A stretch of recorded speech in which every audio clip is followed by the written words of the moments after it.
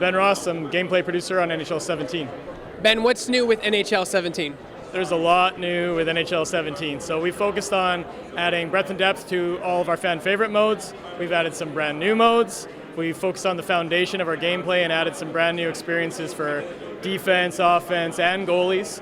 And we've also really focused on adding to our critically acclaimed on-ice trainer to bring in new people to the series and also give you some advanced things if you're already a veteran of the series as well. What have you guys learned from NHL 16 that you're improving and fixing in NHL 17?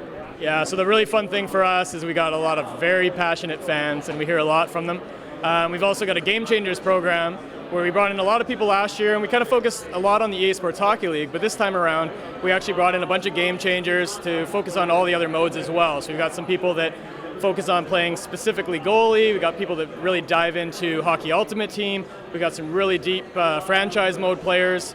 So now we're getting feedback from all over the place, and it's allowed us to make some really core improvements to all those fan favorite pieces, as well as get a lot of early feedback on all the new experiences we're adding as well.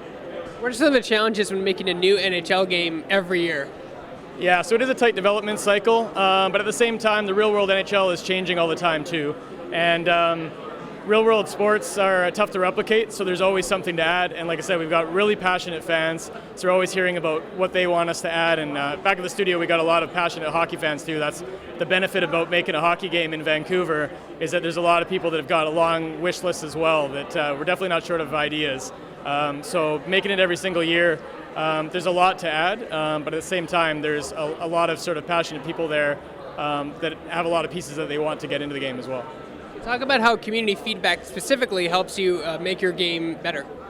Yeah, so being able to talk directly to the fans is less about us kind of looking only at the real world sport of hockey and deciding what we're missing in sort of replicating that real world experience. And it's more about how the game's actually playing in their hands, because there's one thing to kind of create a simulation to try and match the real world sport. It's another thing once you kind of get in the hands of players and kind of that responsiveness that they need, the modes that they really find intriguing, how far and kind of like how deep they want to get into those modes.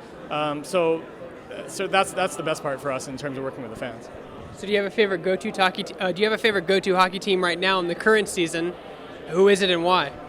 Yeah, so for me, it's always the Canucks. Grew up in Vancouver, so I'm sticking with them. They're a little bit tougher times right now, but the future is bright, I think.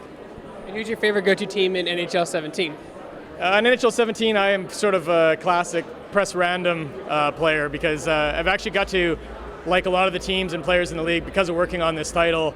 A lot of them are kind of sort of your nemesis as like a Vancouver fan. I always kind of didn't like those teams, but getting the opportunity to go to a lot of the arenas and check them out working on the title, you start to see how passionate some of the other fans are, and you start to appreciate a lot of the other teams. So it's kind of random for me, and each team's got something that's fun to play with. When does NHL 17 come out, and what platforms will it be on? It's coming out in September for both Xbox One and PlayStation 4.